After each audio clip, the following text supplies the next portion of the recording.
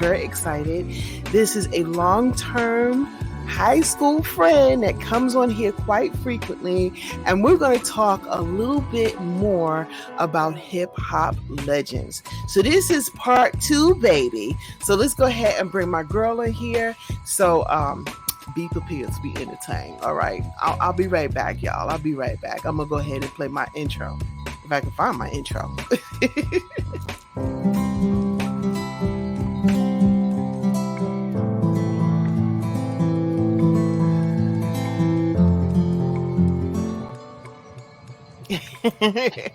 What's up? What's up? What's up? What's up, my sister? And hello out there. I'm back. Yes, you are back. She is. Look, y'all. Thank you for having me. Thank you for having me. Everybody's loving you. Look, I'm taking advantage of you because they love you, so I keep bringing you back. I'm okay with that, sis. You already know. I told you. What you gotta do is hit me up, and I'm there. We go way back, and I got nothing but love for you and your audience. So trust when I tell you, all you gotta do is just put the bat signal up, and I'm there.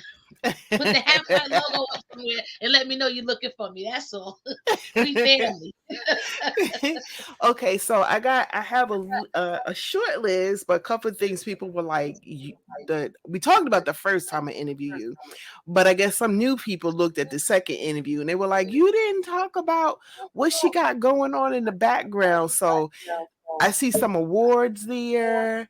I see some pictures. I mean, talk about it. Okay, so above me, you see the gold album, which is from the Juice soundtrack. The song was What Could Be Better, But Could Be Better B. And we were on the Juice soundtrack. So I have the gold album along with the original poster of the Juice movie.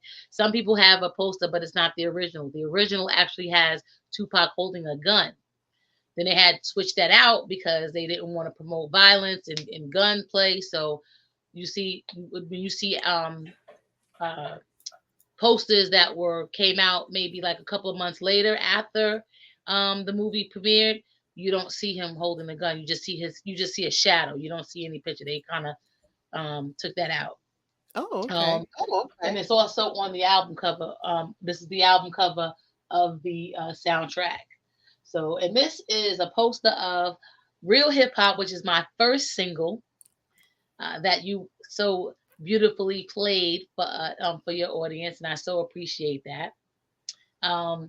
This over here, this is actually the first CD, Berserk, Berserk, Berserk. The Lost CD that we had created some music for the second album that didn't get released, and it's called The Lost Tape, and we had copies of that we were distributing when we were on the Hip Hop Guide.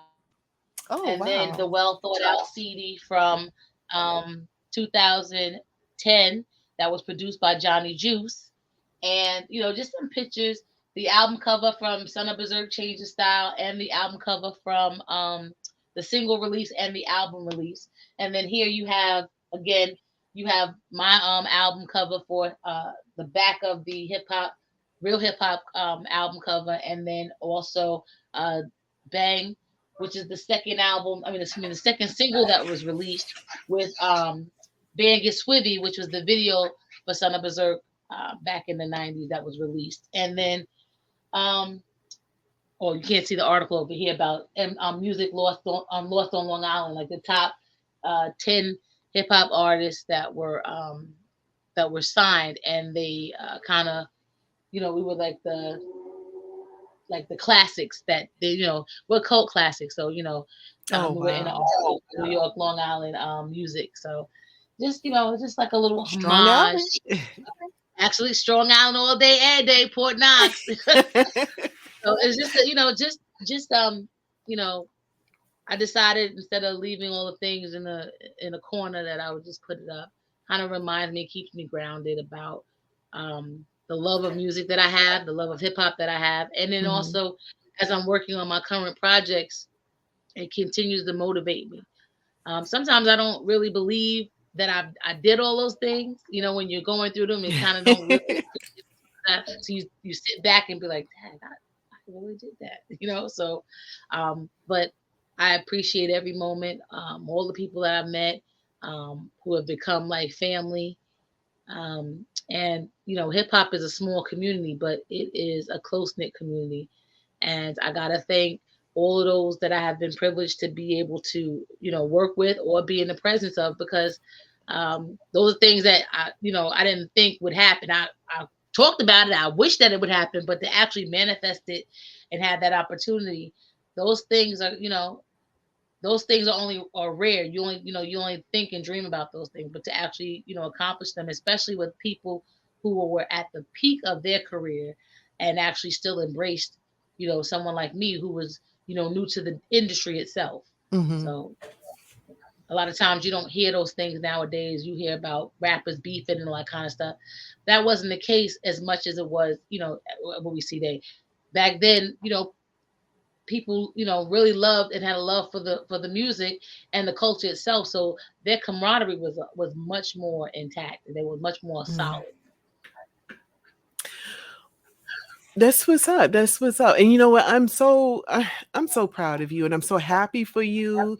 And Thank I you. love the posts and stuff that you put up, and I love the hairdo. The one that I love the most is the one that's in back of you that says "Hip Pint" with your sunglasses and the scarf over your Oh, head. I said, "Okay, yes. Diva. Okay, Diva." I was, this was a picture that was done. I took the picture when we went on the Hip Hop God tour. With the last leg of the tour was actually in California, and Puro had actually taken the picture, and then I had it um, translated and done in this manner, in an abstract manner, by Martin Askham. And actually, this was like the first set of T-shirts that I've done this logo on, this picture. Um, and now, trying to continue to push out merchandise.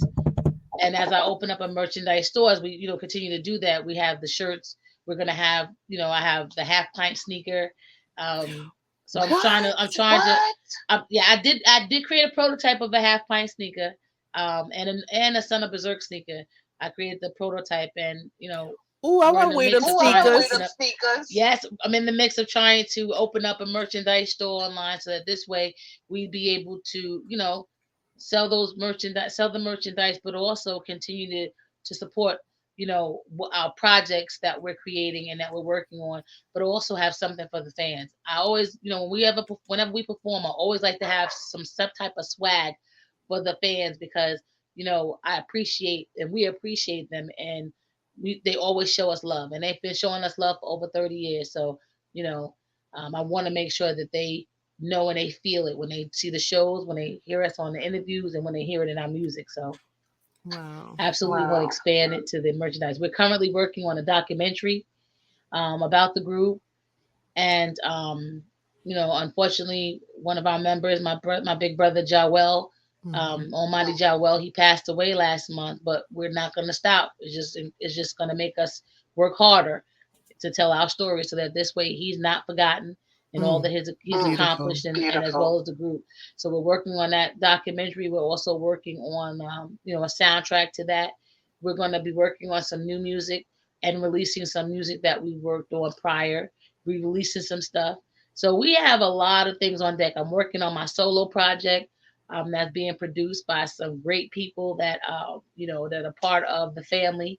Mm. So you know we're just working, and I'm also working on a new podcast. I'm also working, trying to do some work with Glamorous, MC Glamorous, from the Juice Crew. So I stay busy, other than being in the classroom, or being in the school. I'm trying to, I'm staying busy, but I'm trying to connect all of those dots, so that our young people remember to preserve the culture and to continue to respect it, and the pioneers that put them in a position to really even be able to get on a mic, or even enjoy the culture itself. There's a lot of exploitation going on, but the elders and the pioneers are trying to make sure that they put the message out, and they educate and empower young people, so that they respect it and they can dictate the narrative. So we got our work cut out for us, but it's a labor of love. So Okay.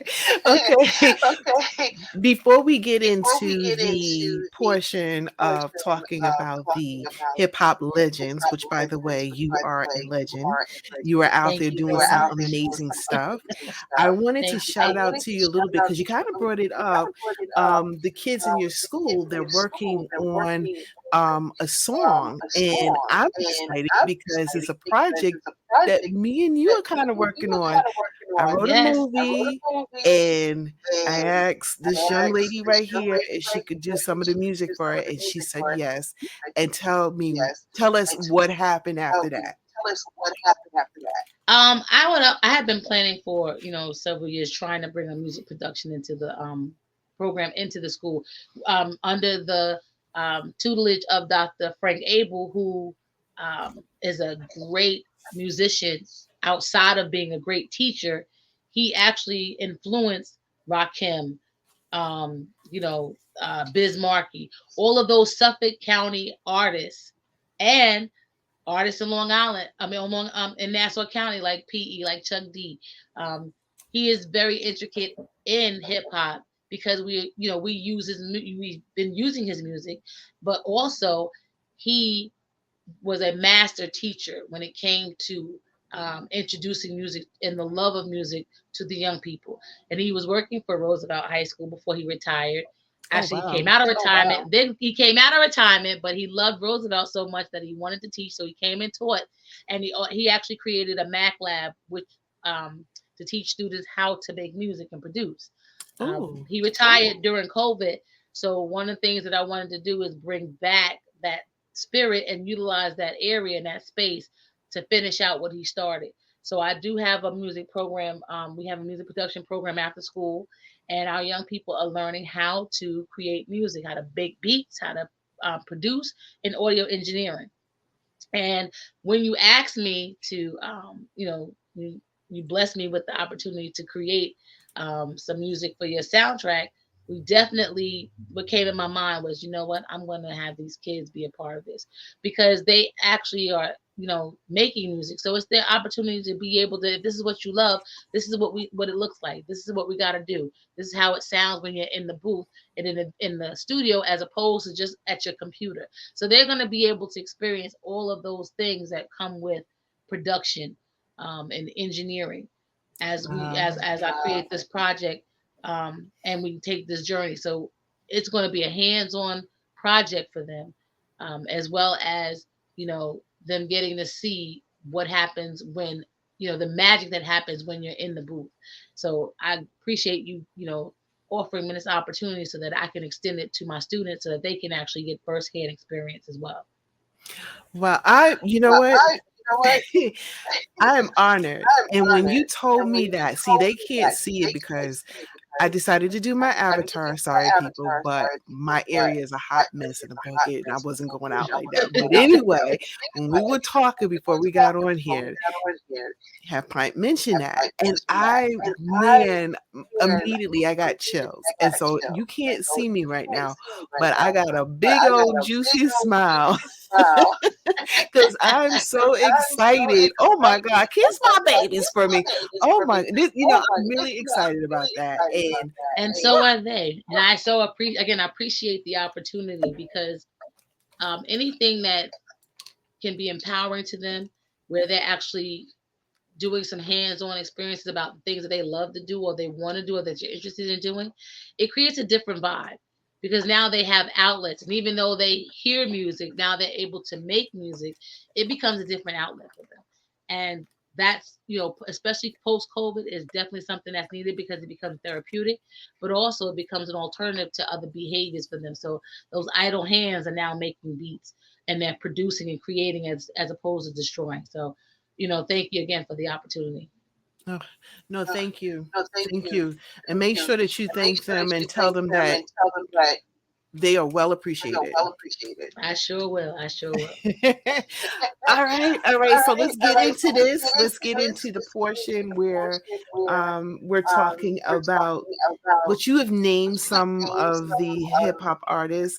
So I have to ask you, being that you are in this field and you're doing quite lovely, who are your top 5 female hip hop artists? Sometimes it depends on what I'm looking for, but for the most part, I'm definitely influenced by Shy. Um, she's the first female MC, and she actually had set the blueprint for my group in itself because I'm the only female in an all male group. Um, so definitely respect her. Shout out to her. Got love for her. Um, and I got to meet her, and she's so cool. Um, let's see. Um, Queen Latifah, the queen. All hail the queen. Her lyrics are dope. Her cadences are dope. I mean, and I'm so proud that she's been able to parlay, and maintain her status in hip hop, but also evolve into the field of acting, but also different genres of music. So she's well rounded, and you get a chance to see everything that she brings to the table, and it's been successful. And I'm so proud of her and what she's accomplished. And she's very, when I tell you she's cool, definitely cool. So she reminds me of some of my sister girls that I would hang with because she's that down to earth. She's not defined by the status, and she doesn't. She's just really down to earth. MC Light is another one. Again, down to earth. I love her style. I love her spunk. Um, Always putting in that work. Um, I want to say I was influenced by Roxanne Shante when she first came out. We was in Atkinson.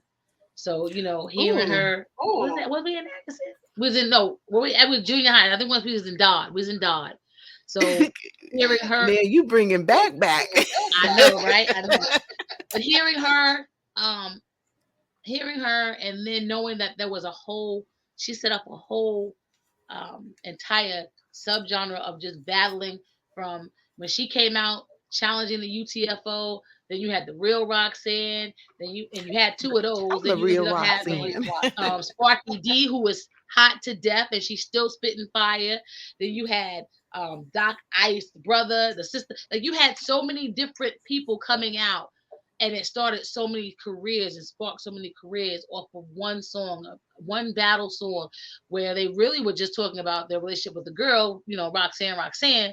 But then you had all these responses that sparked so many other careers and expanded hip hop to another level because you started seeing more and more female, females on the battlefield on wax, as opposed to where they were just, when hip hop was just in the parks.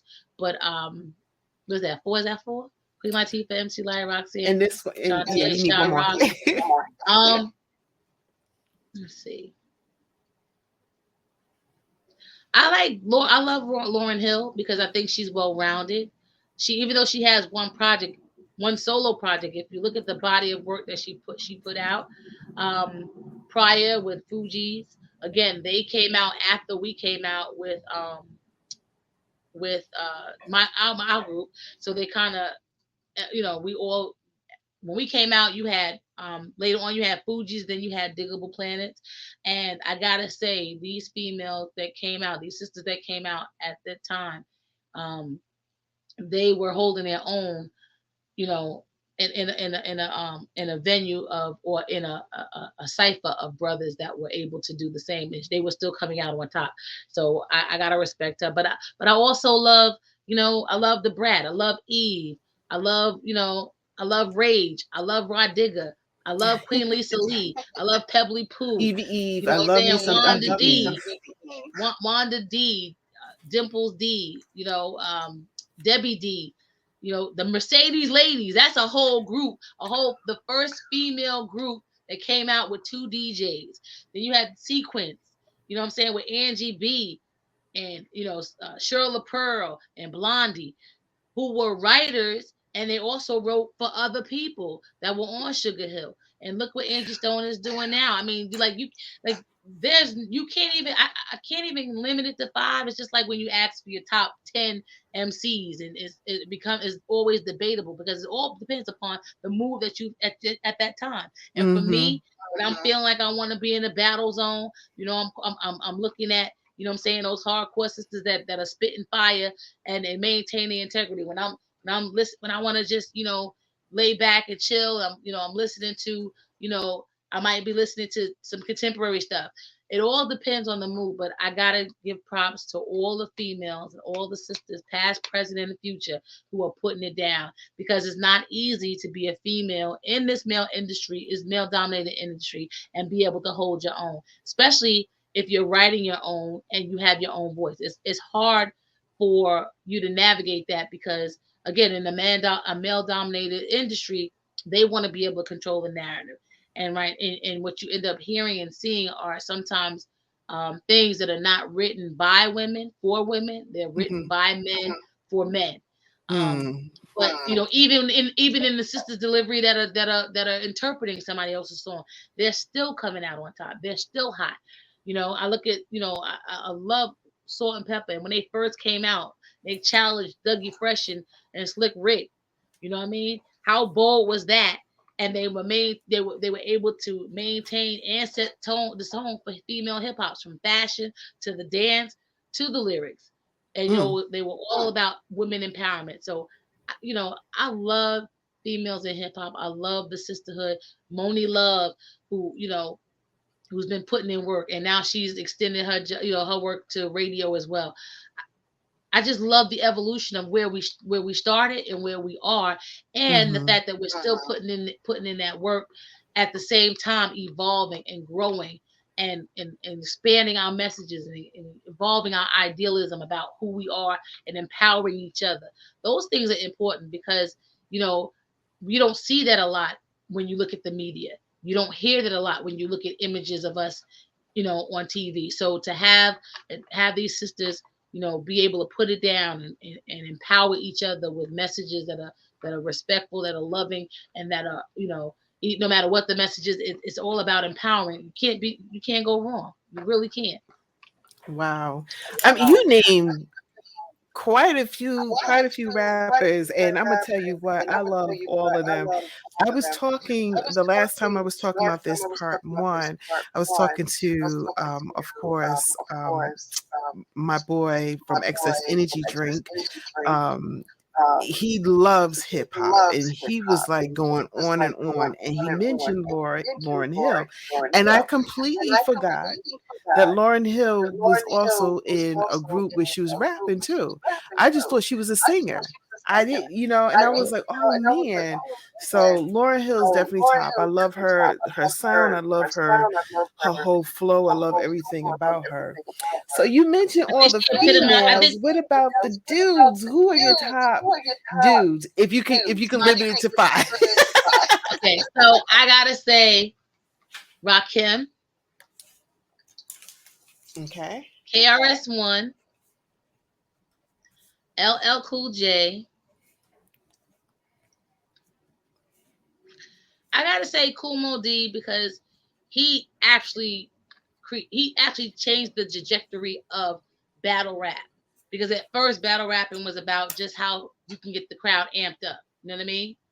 And then when Mm-hmm. he did that battle with Busy B, he changed the whole vibe of what a battle rap was about. And what we now see it as. It has evolved from what he was able to do. Um, you know, Rakim, because he brought, the nation into hip hop, but he also did it in a way that was unconventional, and people loved it, because even if you weren't a 5%er, you still was rocking to my melody. You still was rocking to, I got soul, and he produced that. I mean, he DJ'd and created the beats for that album.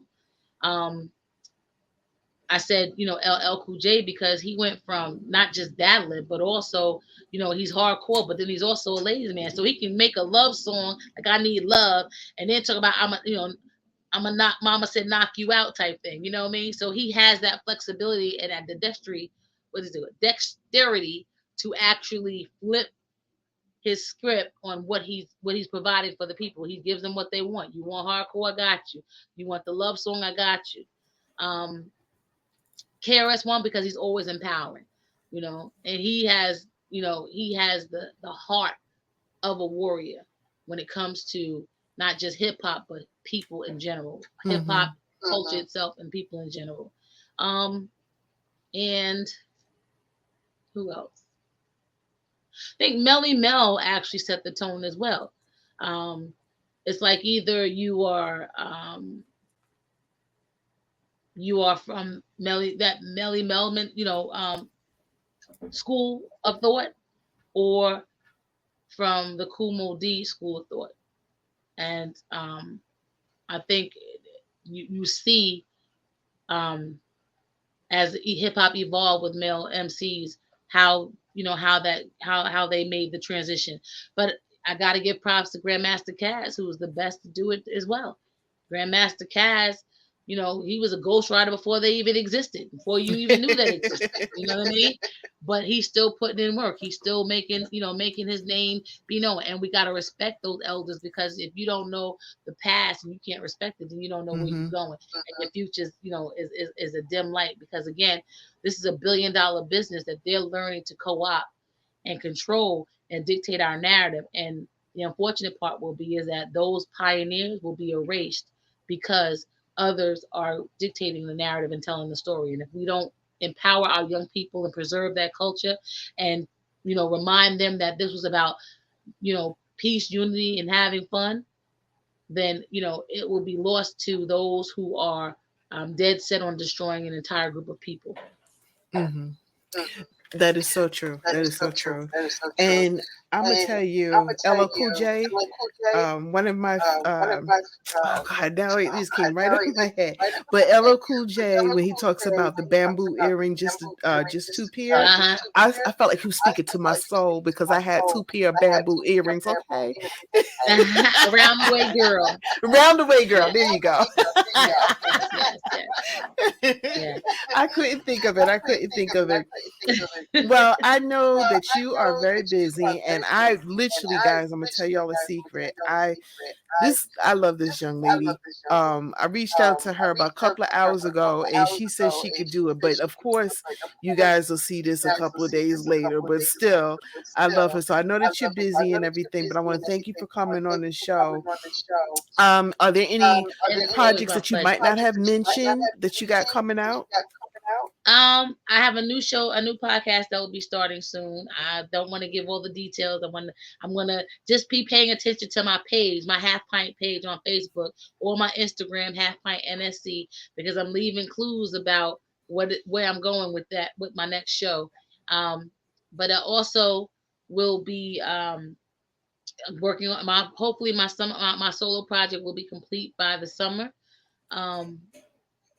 And hopefully, the documentary will probably take another, several months, because again, we have to kind of recalibrate after the death of Jawel. But we are continually thinking of ways to continue to honor him, but also continue to make sure that our fans get the music, get to see our show, and also get to, participate in some of the things and activities that we're going to be having. So I will definitely make sure that you guys and you, Donna, are definitely going to be exposed to that. We're going to give you that information. But follow me on my Half Pint page on Facebook. It's one half, the half number, then pint. Half Pint NSC on Instagram and on Twitter.